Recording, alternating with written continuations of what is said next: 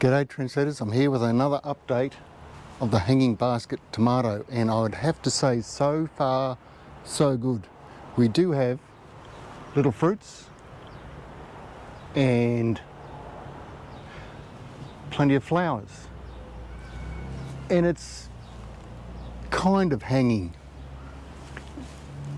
the best it can. It is up the back there, it's getting caught up in Marvin the mulberry and the rose, and that sort of, it's growing up, so it's a bit of a climber. It wants to grow up, that's all right. It's down here, I've got fruit everywhere. So far I haven't noticed any disease. One issue I have had is the potting mix drying out and becoming hydrophobic. So every time I come to water, I've got to scratch the top of the soil surface to allow the water to come through. Otherwise the water just sits on top and goes nowhere. So that's the only issue. That could be a sign of the potting mix not being quite up to scratch. But it's no biggie, I suppose. Just have a bit of a scratch around and then put your water on and everything's fine. It doesn't hurt to check after you have watered to scratch the top of the soil back to about an inch depth.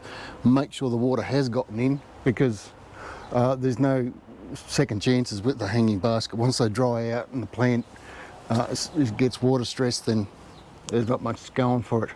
But it's got fruit everywhere. I'm super excited about it at the moment, really, for the amount of root run it's got. It started flowering, I'd say somewhere around 5, maybe 6 weeks ago, and since it started flowering I've been adding a weekly application of organic liquid fertilizer, or in my case Power Feed by ℘𝕃𝔼𝕇.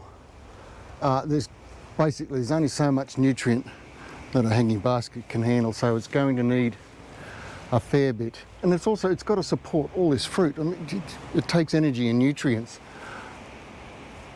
to make that happen. So weekly, and I'll continue weekly until the whole show's over, applications of a good quality liquid fertilizer is a must. A couple of other things I've been doing is regularly pinching out the new lateral growth in between the leaf axils. I don't want any more than the 4 stems I have. I think any more than that would be too much. I would like at another time to try and get a biggest hanging basket I can find and just let the whole thing grow and see what happens. But for this case, I think 4 main stems will be more than enough, and at the moment it looks like it's going to give me more than enough fruit. The other thing I'd like to do is just trim some of these older leaves that are back close to the bottom stem of the plant, just because they're usually the ones that'll carry the disease or any disease that the tomato can get, and it'll move it around. So just keep it thinned out, keep the air moving through it, which is the whole idea of the hanging basket, is to keep the airflow and stop any disease from getting in. So, what do you think? So far so good? Happy days. I found a nice description. This is the Jaune Flamme, something like that, tomato.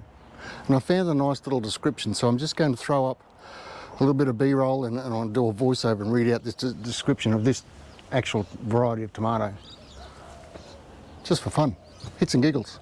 The Jaune Flamme is a small round tomato, roughly the size of a golf ball, weighing an average of 3 ounces or about 28 grams.